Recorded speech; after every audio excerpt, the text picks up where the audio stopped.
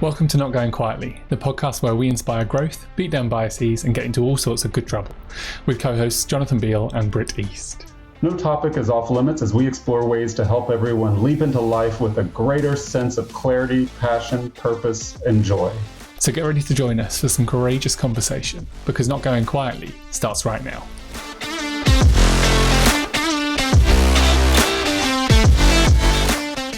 Welcome to Not Going Quietly, the podcast for outraged optimists and heartbroken healers all over the world, where we surface life's searing truths in the name of radical togetherness. My name is Britt East, and unfortunately, my co-host is still on sabbatical, so it's just me tonight. But you're in luck. I have an absolutely amazing featured guest for you that I just can't wait for you to meet. I've been looking forward to this episode for so long. So without further ado, let me introduce you to Breana McCullough. I'm actually going to read you her bio so you can understand a little bit about her background. Breana H. McCullough is a Karuk, Baroque, and modern violist from Bozeman, Montana. McCullough started her career at a young age and has since performed with various ensembles, including the Sinfonia Spirituosa, the I-90 Collective, the Battle Creek Symphony, Carpe Diem String Quartet, and others. She began a master's degree in historical performance at Indiana University Jacobs School of Music, but has since started a graduate degree in ethnomusicology at the University of California, Los Angeles, as a fully funded Coda Robles Fellowship recipient.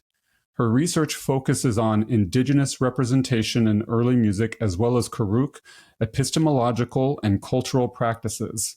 She currently sits as a co-chair in the IDEA Task Force, that's, in case you don't know that acronym, IDEA, Inclusion, Diversity, Equity, and Access, for Early Music America, and is a student representative in the Indigenous music section for the Society of Ethnomusicology. McCullough currently resides in Los Angeles, California. Breana, welcome to the podcast. How are you tonight?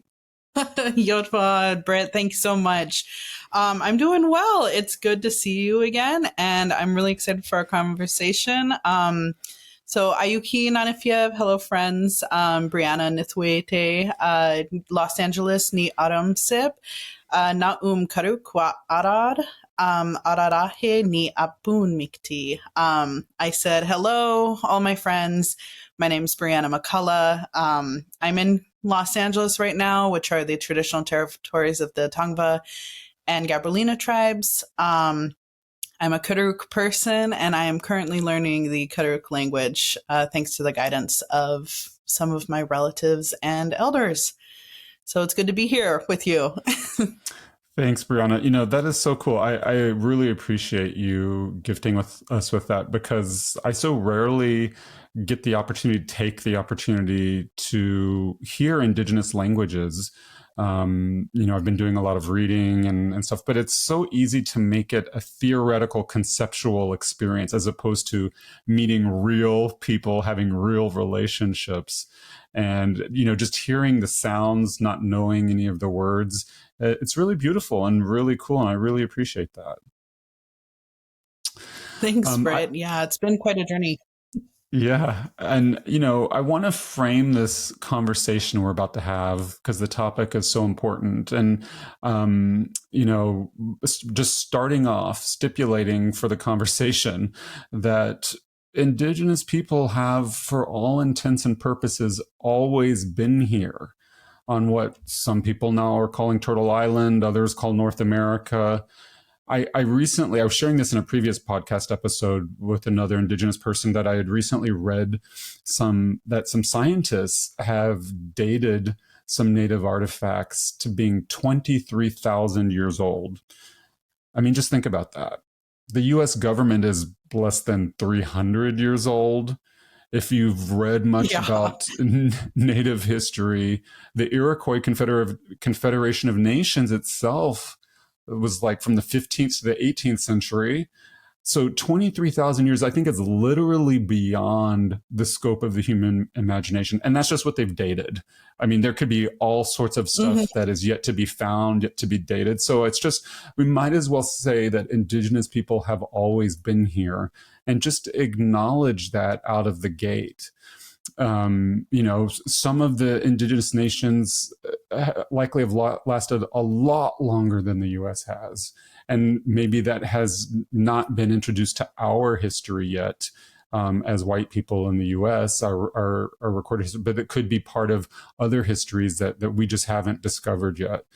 So if you think about all that, the US is just kind of a little blip of time in this grand scheme of constantly shifting migrations, wars, or the rises and falls of all sorts of nations from all sorts of different people.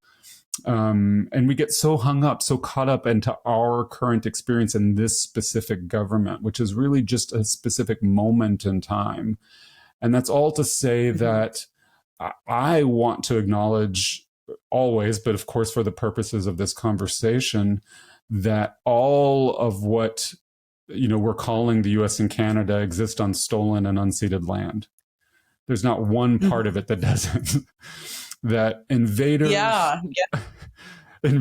settlers, and colonists acquired it by force as part of a purposeful genocidal campaign to eradicate people, language, culture, in order to expand markets and consolidate power to feed their capitalist economies. And while not all of us living on the land are direct descendants from the original invaders, many of us benefit in all sorts of ways from that genocide, many of which we will likely never even understand. So I want to start from the listener perspective, for the audience perspective, that we start this conversation with a beginner's mind, a place of not knowing. The one thing we know is that we do not know. We have that open and receptive mind. So with that, all of that preamble, Breana, I'm hoping that you can correct anything maybe I've gotten wrong, share anything you would like about your Native nation and your story. Yeah. First and foremost, I think, you bringing out this scientific proof that has only contributed to backing the claims that various Indigenous nations have made for so long, right? We always say that we've been here since time immemorial. Our creation stories across the entire United States and into Canada back those claims up as well. Our stories, our teachings, maybe all are different stories, but they all come from the same place, that we originated here and that we have a special connection to the land, which is why place-based knowledge is such an important part of reclaiming and revitalizing our identities and our connection with our peoples, culture, and broader nations at large. And when I say nations, I mean all living things. I mean the plants, the rocks, the streams, everything. It's unfortunately a very complex process due to the history that's happened, that we do have to revitalize in new ways and as well as in old ways. And another thing is to make sure that we don't only allocate Indigenous peoples to the past, but that we are contemporary peoples too, who hold such complex, beautiful, amazing identities that, fluctuate in certain spaces and areas. And it's really beautiful. So not only do we come from these complex Indigenous nations, but we as individuals also bring beauty and complexity within the worlds that we live. Another thing is Indigenous peoples have, in some sorts of the word, experienced an apocalypse, right? Many of us are diasporic communities. We've been pushed out of the original homelands that we grew to know, where our knowledge systems are based, where our relatives are buried, where we have our stories and where they originated. And because we're living in that sort of diaspora, a lot of people don't realize that Native peoples live in a diaspora. Many of us are making our way home and making our way back to our peoples. So that apocalypse is being born into a world that you're not only, that you're not supposed to exist, and every single everything coming from all sides is telling you that this world is not made for you, even though the history of being connected to the land runs in our blood. So this apocalypse and trying to challenge that idea of not existing in a land where we do have the right to live and reconnect to is a great example of kind of that settler colonial violence. And many Indigenous peoples, many Indigenous bodies still really struggle with being able to fully flourish and being able to share their brilliance and the beauty that they bring into the world. And so when, doing this sort of work and when engaging with decolonization is a word that I hear a lot. What it really comes down to is being able to reclaim one's identity and find all parts of their own identity. In all of the diverse experiences and backgrounds that they have. Another thing that I want to mention is that I am Karuk on my father's side, but my mother is actually German and French.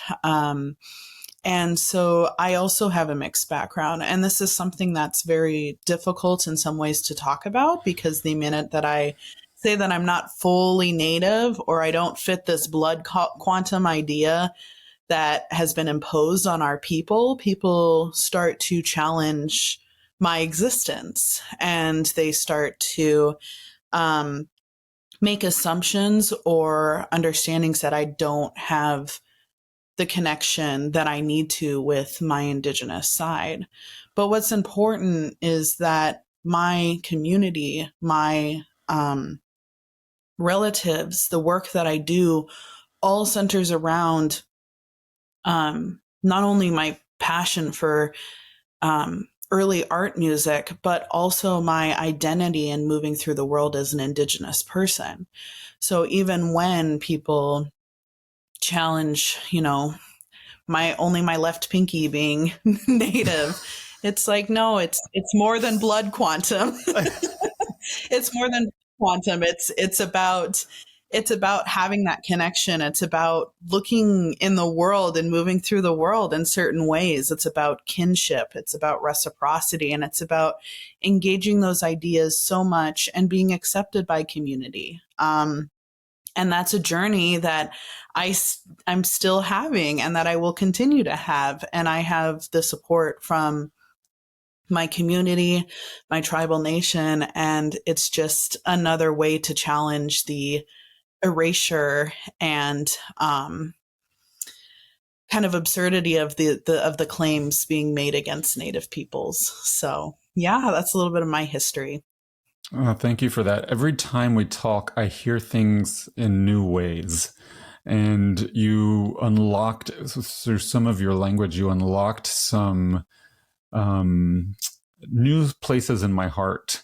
And I'm really grateful for that. I'm sitting here pinching myself so I don't start crying because it was so moving what you said, with regards to the apocalypse, but also being erased from a land that belongs to you. And, it made me think about the differences between acknowledgements, apologies, and amends.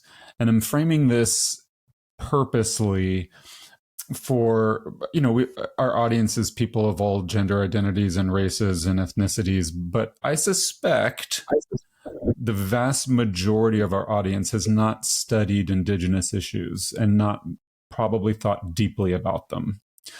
Just based on my lived experience moving through the world. I could be wrong. So I'm going to frame this based on where I think that they are in the language of acknowledgments and apologies and amends. And we started this episode by acknowledging some important facts about colonization, such as colonists built the U.S. on stolen land with stolen labor. Like if we can't acknowledge that, then it's like a whole different podcast episode. So let's stipulate for the record, like we're all on the same team and we can at least get that far. And then you flesh that out with personalizing some of your story. But it's like, even though that acknowledgement is important and often conveniently forgotten, it does nothing to express the sorrow, the remorse, I mean, it's an intellectual statement. It's not an expression of feelings. Whereas an apology, on the other hand, is a heartfelt expression of grief and awareness that comes from your body. I am sorry. Here is what we did. It was wrong. And yet, even apologies are lacking, right? I mean, they don't address the harm. That's where amends come in. Amends are for righting wrongs. For instance, made up example, if I stole your wallet, I could acknowledge that. I could apologize for it. But unless I give it back, you're still out all that money. You still don't have your wallet back. So the words are nice, yep. and probably appreciated depending on the circumstances, but I suspect you'd like your money back. And so I'm giving us this slow wind up here to introduce the concept of the land back movement, because some white people acknowledge the truth of first contact and the resulting genocide and systems of oppression that colonizers instituted with regards to Native nations and peoples. We see that all the time, like you alluded to, Breana, with land use acknowledgement statements or decolonization and whatever the latest jargon is. I mean, it's almost like a protection racket that some organizations have going so they won't get sued or have PR incidents or anything. But it's like, what can I do? What is the least possible effort I can make to just get you off my back? And so that's like the acknowledgement piece. Maybe it's appreciated to a certain degree, but it doesn't get close to an apology or an amends, which really involves building real relationships, like I said at the beginning, with real people and righting our wrongs as best we can. So if we go back to this premise that white colonizers built this country on stolen land with stolen labor and still benefit from that theft today, what do we feel compelled to do? Do we feel compelled to maybe learn our true shared stories? Do we maybe feel compelled to make financial reparations? Do we feel compelled to, wait for it, give the land back? And that's what my understanding of the land back movement. So, Breana, I'm hoping you can correct anything I've gotten wrong and maybe flesh that out and introduce that topic for us. Yeah, no, that's a great intro to the land back movement, especially. And I get a lot of asks about when the land back movement started. One of the questions this past week in a guest lecture had to do with that. And a scholar that really captured it for me was Kutcha Reisling Baldy, who is Hupa, Karuk, and Yurok from Northern California. She got the question as well and responded on her Twitter with, land back started in 1493. Right. That's what I was when the first claims to the land were made. When we were first greeted, not even greeted, by the first colonists on these shores. So and I love to think about that, like we in so many cases, and you read about it so often, especially with Columbus writing, these people, these natives are going to be so easy to take advantage of because they are so generous and kind and outreaching. There are so many examples of that happening in various parts of North America in general. And so what I think is really just important with the land back movement is that we're still in that fight to have the land returned. And, I think a lot of people assume that if the land is given back, they're going to be kicked off and have to go back to where they went. Like that's not the idea of land back, but rather that we can fully start to what Kutcher Risling Baldy states, rewrite our histories. And that's RITE, that's RIGHT, that's WRITE. Being able to rewrite those histories, being able to re-engage with the ways that we connected to the land, being able to create a more equitable world that elevates all truths and all opportunities is the point of Land Back. Another great example, physical example of Land Back is being able to have our knowledges and our relatives that currently sit in archives and institutions return to our people and return to our families, the peoples who originally created those materials with the idea that our kin that their kin would be able to receive those materials back. I think specifically of the songs that my own relatives created on some of the first wax cylinder recordings that are now being housed in an archive less than 15 miles away from me that I'm not allowed to access.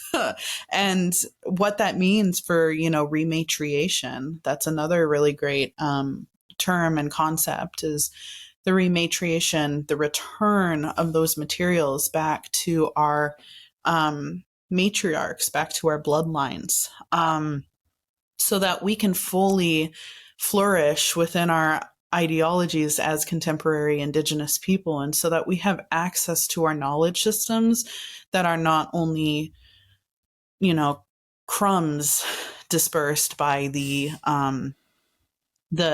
overarching system that's holding our relatives hostage, because that's what it is. It's being held hostage not only with our physical recordings, but also the relatives that can not only teach us so much, but hold our histories in the weavings of a basket, in the songs from a ceremony, or in the art that's created by, young people, or the beadwork that tells the histories of European trade and such before hostility and aggression were experienced. So I think a lot about that when it comes to the land back movement, that it's not just the return of land, but the return of our relatives and the full-on investment in allowing everybody to flourish in the ways that they are meant to, as their own people, as their own hearts are meant to do. Because the system that we currently have doesn't allow for that. And that's not just Native people, that's various groups of people. But the goal of Land Back is to be able to create a space for that. More specifically, my people, Karuk people, we are World Renewal people. We have a ceremony called the World Renewal Ceremony. It's directly translated as Fix the World. So we spend once a year-ish going down to the river and spending time remembering our commitment to the nations and the world around us. And we spend time giving thanks, but also recognizing that we have a lot of work to do in order to balance the world back. And we've been doing this ceremony since time immemorial. So we recognize that we have a responsibility not only to the land, the nations, the world, the people around us, but that we have a commitment to revisit those ideologies and those perspectives as Fix the World people as many times a year, and then have a general celebration and gathering all together to hold ourselves accountable. And that's really, really important as well. And the only way that we will continue to grow is recognizing that we come from a community of people that need to do better, but we as individuals also can make a full commitment in creating better. So those are kind of the ideas that I hold personally for the Land Back movement. But of course, we can see the history through AIM, the American Indian movement, and every single Indigenous person has a different idea of what that looks like. But a lot of it comes back to being able to flourish and learn and reconnect with the land in a way that really supports Indigenous perspectives and ideologies that were created from this land and keep the land in mind. So, yeah. Yeah, like you alluded to, the harm is ongoing. There's specific actions that we as a government built by settlers, colonists, and invaders are doing for specific reasons, meaning money and power.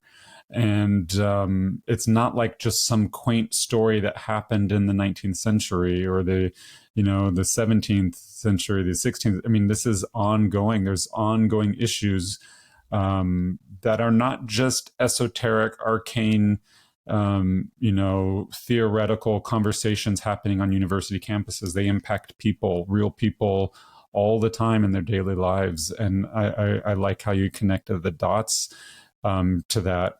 It's almost like so many, especially white people, it's like we want to find contorted ways to rationalize our privileges.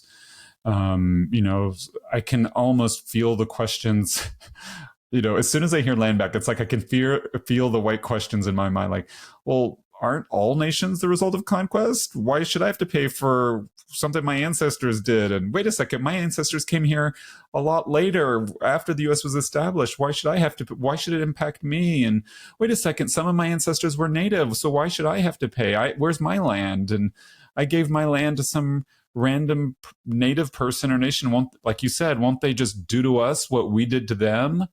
And I guess what I end up thinking is that many of us see our capitalist society, at least in the US flavor of capitalism, as a zero-sum game. In other words, I have to get mine even at the expense of others getting theirs. And of course, this approach conveniently keeps us as white people wrapped in our racial privilege and bolsters the existing systems of racial oppression. And that's not to say nothing of righting past wrongs. I mean, it's almost like, it's almost as if when we base our entire economy on the extraction of resources, there can be no true togetherness. Who'd have thunk it? Yep. And without that togetherness, why would white people trust native peoples or nations to act any differently than their ancestor colonizers did? So of course there would be skepticism about something called the land back movement. How would it not include violent or economic retribution? Because that's our orientation historically and culturally. Or at least, why would I want to go through the hassle? I had a rough day at work. I have got kids at home, whatever. I'm tired. It's like, I don't have time to think about this. So, I encourage and implore our audience to think, especially white members, to think about all the ways that we as white people are still acting as colonizers today. All the ways we are currently, as Breana alluded to delicately, the way we are currently actively maintaining the places and systems designed to oppress and suppress Native nations, languages, and cultures. So, Breana, I'm not asking you to convince anybody of anything. This is certainly not a debate or anything. We're just kind of introducing concepts, hoping to spark curiosity and empathy. But I wonder how activists in the land back movement are framing this discussion in ways that meet both Native and non-Native people where they are. Like you said, it's complex. Every Native person has different ideas, every non-Native person. So it's like, how are activists finding ways to make inroads and build bridges and raise awareness and bring people together?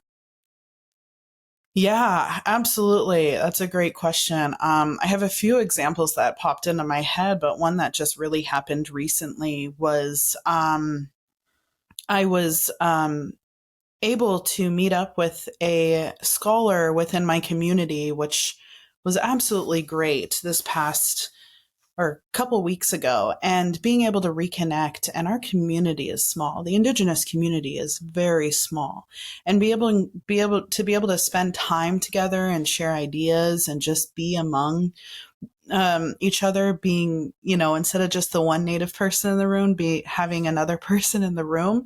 It really feels, as an Indigenous student and scholar, it fills my heart to be able to see somebody who's walked a similar path to me and be able to catch up with them on the basis and with the same experiences.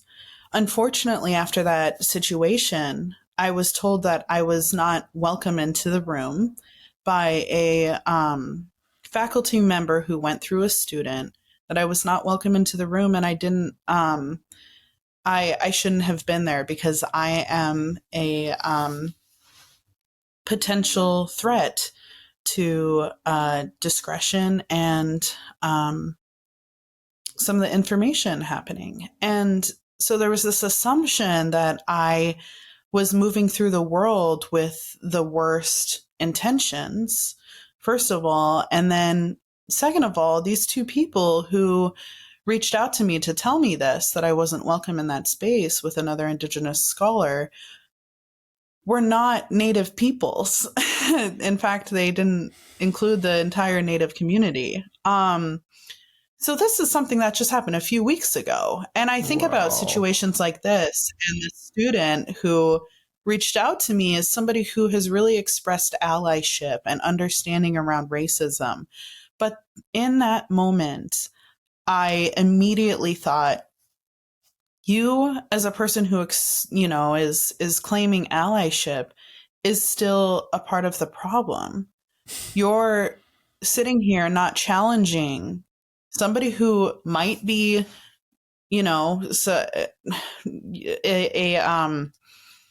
higher up than you. Like, you need to challenge them, because Indigenous perspectives, and something that a great academic and teacher told me, is that Western society is obsessed with hierarchy. Well, if we have those imposed hierarchies, how are we supposed to challenge the dismissive and destructive and harmful perspectives that are happening above us?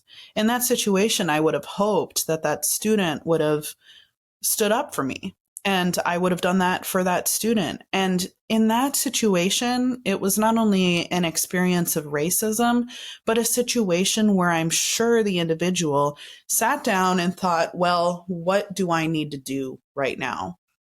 I recognize that it's not okay for me to tell a Native person that they aren't welcome in a space on their own ancestral homelands. Why do I feel the need that I still need to do that? How do I navigate a situation where hierarchy is at play here to help benefit somebody who has been constantly excluded from the realm of academia and music performance in general? How can I take the steps to educate my superior, but also recognize that those perspectives are extremely racialized, and the assumptions being made are continuing to paint a certain perspective of Native peoples? And how do I stress that it is extremely important, regardless of what what Bree in this situation is, whatever department she's in, how do I express to my superior that she needs to be there as a Native person, and that the Native community is small enough that it's important for a graduate student, it's important for young people, it's important for them to have community and to be invited to things. This doesn't have to do with these systems and the rules set out for the systems. We have to rewrite, like I said before, these systems so that people can gather and come together in community and not gatekeep themselves from their own communities and their own ideologies. That's a part of that settler violence. So I would challenge people in these situations to recognize that these structures of hierarchy are imposed on Indigenous peoples. And if you see something, say something.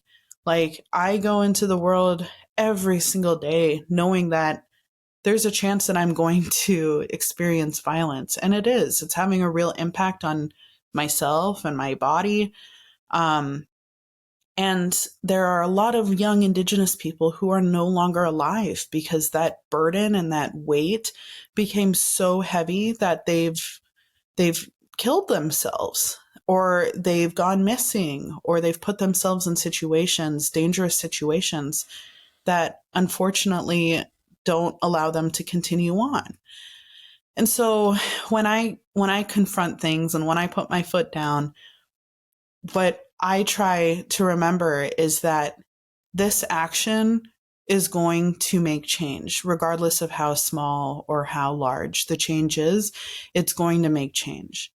And if I burn some bridges, maybe those bridges weren't meant to be built. Maybe we were supposed to stay and use our canoes to get across the river instead of building something that imposes on the land. So let's figure out some ways to challenge these hierarchies in a way that not only elevate Indigenous truths and recognize Native histories, but everybody's truth. This world is unjust, and as allies and as somebody who also strives to be an ally, I think it's really important to recognize that I don't belong to every single group.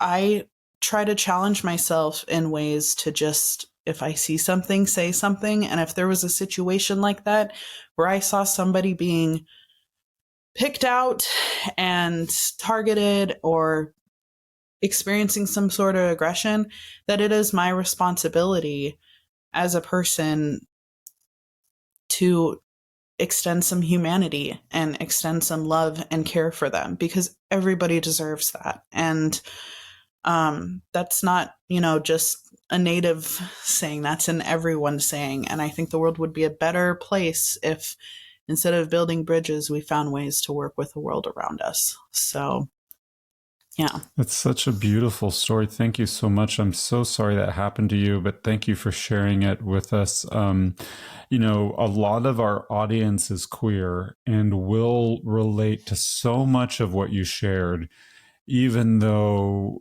the queer white experience is very different than the queer Indigenous experience or the straight Indigenous experience. There's a lot of commonalities in terms of the way the traumas ripple throughout our lives and our communities. And a lot of what you described, I think our audience will relate to immediately. Fear of being who you are in the world, walking out the door without self-censoring or playing it small, making heartbreaking, pragmatic choices every day to reduce harm or preserve safety, knowing that those choices might come at the expense of the liberation in some small way of people in your community. Queer people can definitely relate to that. And so like you said, I'm hoping to stoke some empathy and curiosity in our audience by connecting some of the dots and painting a picture in words that they can understand. And we're dealing with a large collection of nations who've been here since time immemorial. Of course, things are complicated. You're not going to, as a layperson, know all the protocol of all the nations and all the peoples and understand all the languages. It's a rich, multifaceted history, and that's a part of its beauty. And we are actively being denied our shared stories, even as white people. So many of us have, Indigenous people in our families, but that shouldn't even matter. They're rich histories because they were lived histories. And so whether it's art or music or culture or language or wisdom, we are allowing ourselves to be denied so much. And what really moved me in your story was a question I ask myself regularly, because like you alluded to, I'm not a member of every group either, obviously. And every day I come up short. Every day I think back over the course of the day and I cringe at some of the stuff I thought or I said reflexively, because we're all in this soup together. We're swimming in this stew of racism and, straight supremacy and misogyny together. So it's dripping from us. So we can't help but exude some of it from time to time. And I think, what am I really willing to risk? And in the moment, in the story that you painted, that's a meditation for all of us. What are we willing to risk? And I think that is at the heart of Land Back. The beauty of Land Back is it's so simple and clarifying, but like you said, it's really a broad array of possible ways to take care of people who are alive today and honor our shared stories of yesterday. There's so much that we can do, but it's really, what are we willing to risk?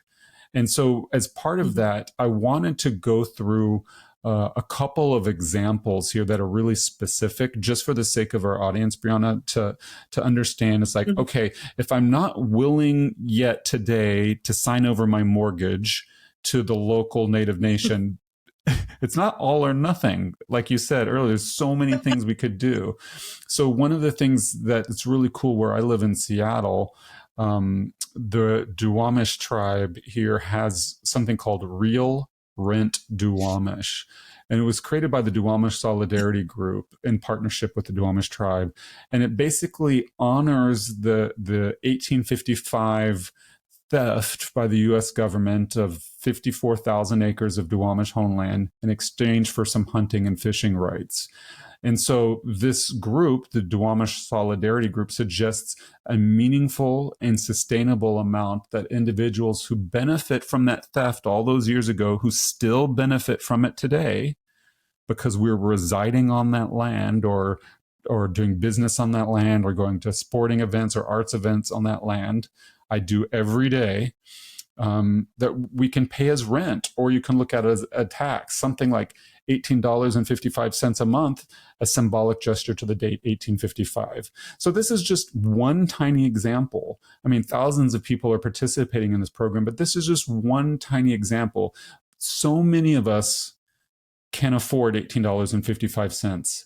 And if we all collectively did that, think about how we might change the world. Instead of just being so quick to pat ourselves on the back and call ourselves allies or find ways to center ourselves, we could start helping. We could really look in our heart and find ways that we can risk something and give until it hurts. Yeah, absolutely. Yeah, I love what they're doing with that as well. And even if the $18.55 or however much money you don't feel, I always encourage people to buy from local Native artists and such. We have so many amazing people, amazing creators out there that are finally getting their spaces to create. Whether that's beadwork that is ethically sourced from a Native person, or whether that's hair wash or lotion, things that are sourced from Indigenous peoples practicing different skills that they have. Another really great example is culinary. I actually just saw there was a new Indigenous restaurant that opened up in Seattle, I think this past week. Same thing in Denver, if there are any Denver, Takabe, and they source all of their meats and corns and everything from Native-owned farms and ranches. There's so many ways that you can really support and invest in Native peoples that really bring them into contemporary settings, recognizing that they themselves are also still practicing traditional ways of kinship and understanding of the world and the lands that you can encourage and invest in. And sometimes those investments are buying your bison meat from an Indigenous individual, or buying your corn seeds that you're going to plant in your garden from a seed project that tries to bring heirloom. That was Klaus, everyone, my cat, if you didn't hear, but tries to involve, traditional ways of planting and engaging with the world around you that center and elevate Indigenous peoples. And then not only that, there are a lot of artists, poetry, and writers out there that will support you. Even on the wall behind me is all Indigenous artwork, fashion designers. There are so many different ways to support and elevate Indigenous stories, because every single thing that you buy from an Indigenous person has a story, whether that's a story of the individual and their love that they put in that project for you, or whether that's a tradition that has been passed down through generations. And I think that's just so beautiful, and also a way that you can should not only show your support, but also get some fun native swag in the process, and eat some good food, all sorts of things. There are just so many great opportunities. And then when you were mentioning apologies and such, something that came to mind was another book that I really love called Heartberries. And there's one line in it that I can't remember specifically, but it's essentially, in Western society, when we say we're sorry, we say we're sorry and we're done, and that's it. We move on. But in Indigenous societies, we say sorry and we go through ceremony, and we spend time practicing and going through that ceremony so that we can become better people. And that's exactly what I was thinking of when you mentioned that, Britt, that you look back on your days and you learn, you continue to learn. This pursuit to knowledge will never stop. And I think that's the exciting part about these sorts of conversations, is that we're allowed to make mistakes, but we need to be better and learn from those mistakes in order to continue to create a world that's going to elevate and invest in these wonderful, groups of peoples and such. So, yeah, all sorts of different ways to support your Indigenous artists. And next time I'm in Seattle, I'm 100% going to go check out that new restaurant because it looks amazing. I love it. And like you said, that's one of the reasons I love that, frankly, is because we're meeting a lot of the audience where we are, where it's a kind of a transactional introductory relationship. We're not going to, nor would it be appropriate, just to write in and, go to the local community center and Native Nation and introduce ourselves and invade space. And what a lot of white people don't know. Yeah, please don't do that. What a lot of white people don't know is there's a long history of white extraction of Native knowledge and arts, even languages. In some cases, maybe the best of flawed intentions, in lots of cases, just downright theft. And so we like to pretend as white people that we're doing things in a vacuum. And so that's why it's so important to go slowly and to start where you are. I mean, physically where you are. There's, depending on where you live, there are going to be Indigenous resources in the area where you can start to do your research and read, and like going to customer service spaces. It's perfectly appropriate to browse and purchase Indigenous arts and to go to an Indigenous restaurant. That's wonderful. That's a great introduction. And over time, you're going to start to be a regular. You're going to start to meet people, and invariably you'll start to build relationships. And that's the whole point. And that's where we can build trust and move forward. And this is a good segue into hungry listening. That is a Native concept that was, I don't know if it was created by, but it was certainly referenced in an amazing book. And we'll put all this in the show notes so you don't have to scramble to write things down. I'll make sure to cite everybody in the show notes and give some, there's so many amazing books out there. But it's a concept, hungry listening, that basically it's naming the insatiable need for some of us to acquire, I don't know, everything. In this case, with regards to Indigenous music, it's like that capitalist colonizer mindset run amok. Everything has its price. It's all for sale. We want what we want when you want it. I am just hungry. I want that music. I saw some, Native artifact in a museum and I want more. I want to purchase it. It's my right. I have money. Not understanding in the slightest the larger framework in which the art was created, disseminated, meant to be experienced. And like I said, alluded to earlier, all the ways that white people have been stealing that art for their own purposes for hundreds and hundreds of years.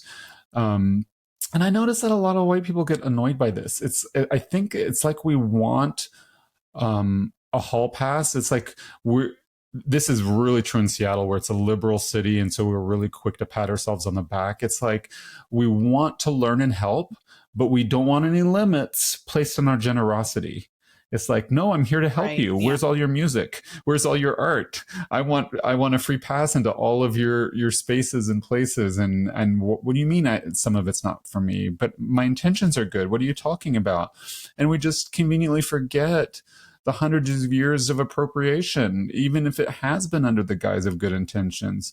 So I guess, Breana, what I'm saying is, like, my question to you is, as we think about hungry listening, if you could flesh out that concept, then also sort of talk about the difference between appropriation and appreciation, and how all of us non-natives can start to learn to engage in the arts, but with the proper respect and appreciation. Yeah, absolutely. So, hungry listening, especially Dylan Robinson, does a really wonderful job kind of hashing that definition out. But what's really special about that concept is that it really challenges the way that we engage with art and music. So we go to an art museum and our relatives are on display and we have no ability to interact with them. I think of this with the Karuk baskets that are held in London. Many of those museums have no idea what those baskets were actually used for, but make assumptions about them. And the last time that relative saw their creator or Karuk person was when it was taken overseas. And so I think of those sorts of things as, expanding this idea of what listening means and what it means to engage with our baskets, our musics, and who it is for and who it's not for. For example, also Indigenous music is often extracted and then put on the stage with classical artists, as opposed to recognizing that it has its own space and place that it was created in and where it was intended to be heard. And that there are our songs in a lot of ways are beings. They hold power, they hold empowerment. And by extracting them out of the situation, destroys their magic, destroys their understanding in a way that is often not able to be fixed. And so that in a lot of ways causes a lot of harm because it backs up artists, Indigenous artists, in a way where they have to perform. And that performing can in a lot of ways be seen as kind of like the circus performers or these, freak shows that happened early, is these people are extracted from their communities and put on display. And yeah, they're making a living. Yeah, they're doing this and that. But are they really able to be who they are? Are they really able to connect and have a part of themselves that stays either within themselves or within their community? And so, like you were saying before with music and such, sometimes there are things that should not be accessed by the regular, by the audience or community. Sometimes there are things that should just stay within the group of people or with the individual. And this can be seen in Karuk perspectives as well. I just recently learned that our language can be heard by other Karuk peoples and understood by Karuk peoples. But if a Karuk person sings vocables or anything, that is considered a direct line to our spirit people, our Ichareav, which are our spirit people, because it's only going to be understood by our spirit people and not the people around us. So this happens even within our communities. So this, what's really important is, as allies and peoples, that not everything is for you or for us. And that hungry listening, that extractive ideology comes from this assumption that you have a right to certain knowledge systems. And a way that this is actually being challenged, I think, really within a material way, is the newest program called Makurtu, which is a digital archive. And I'll just explain a little bit of it because I think it's a great example of how we can go about engaging with Indigenous peoples and concepts. This digital archive actually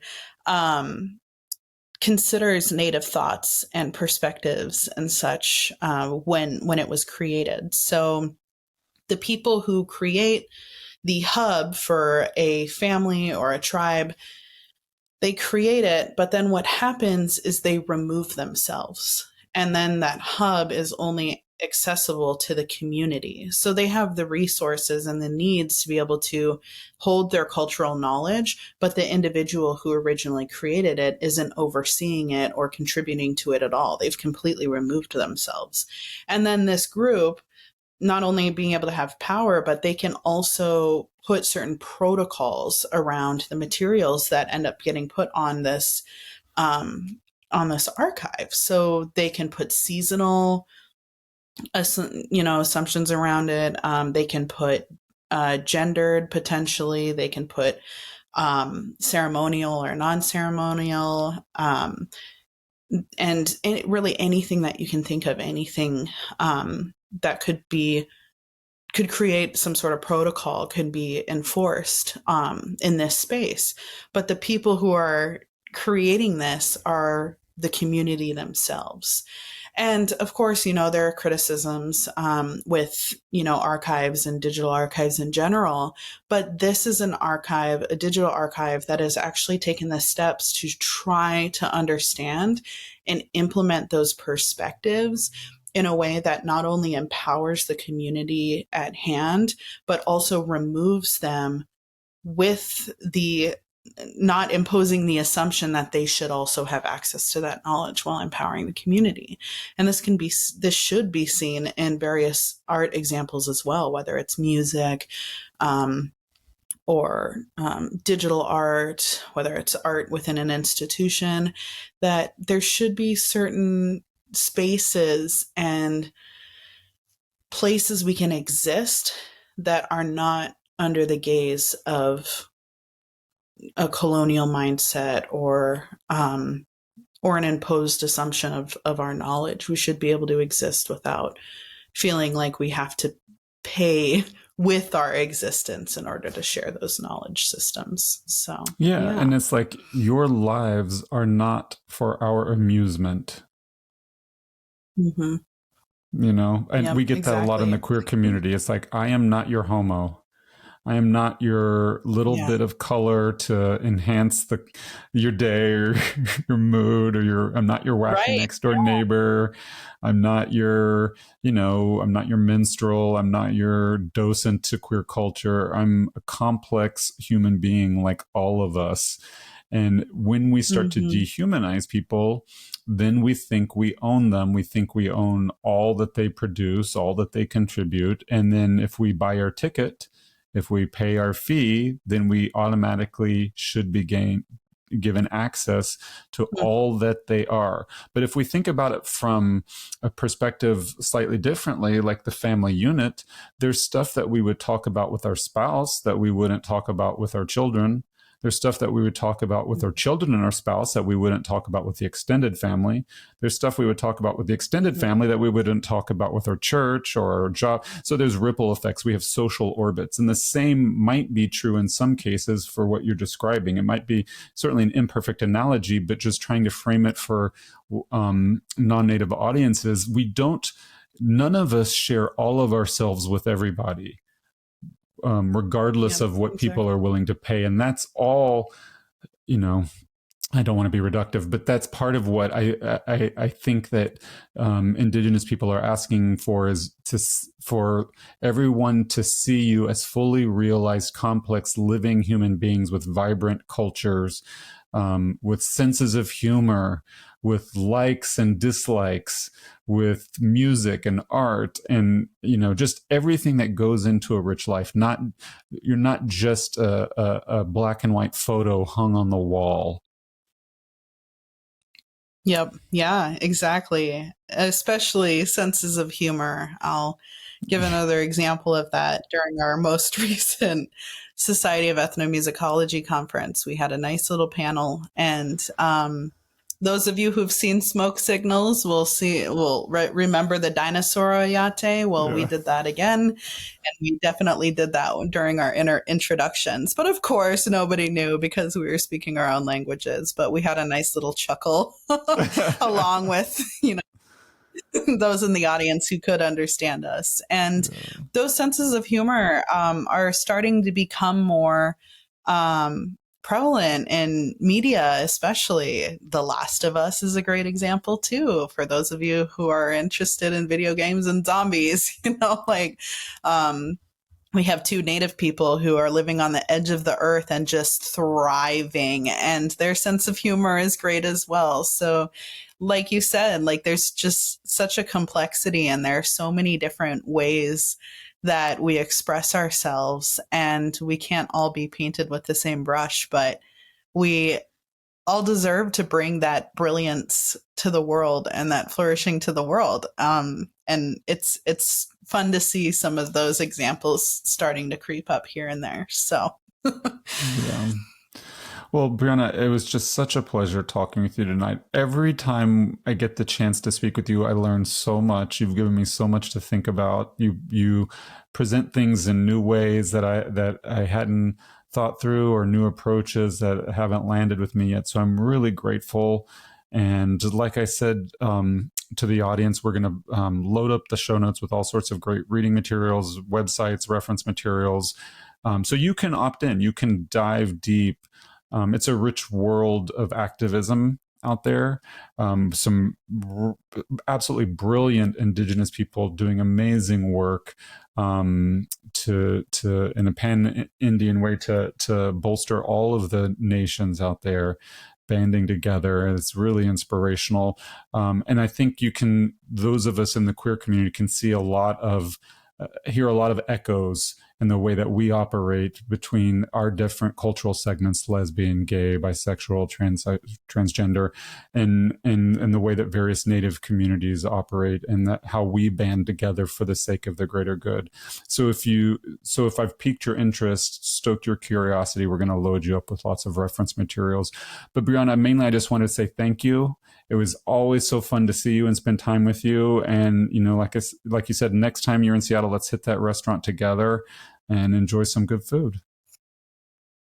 Yeah, thank you, Britt. It's always such a pleasure. Yotwa kuvura, that means thank you so much, everybody, as well as hooray. It means hooray as well. So thank you. I love that. Well, I'll say hooray, dear audience. You've made it through another episode of Not Going Quietly. Thank you so much.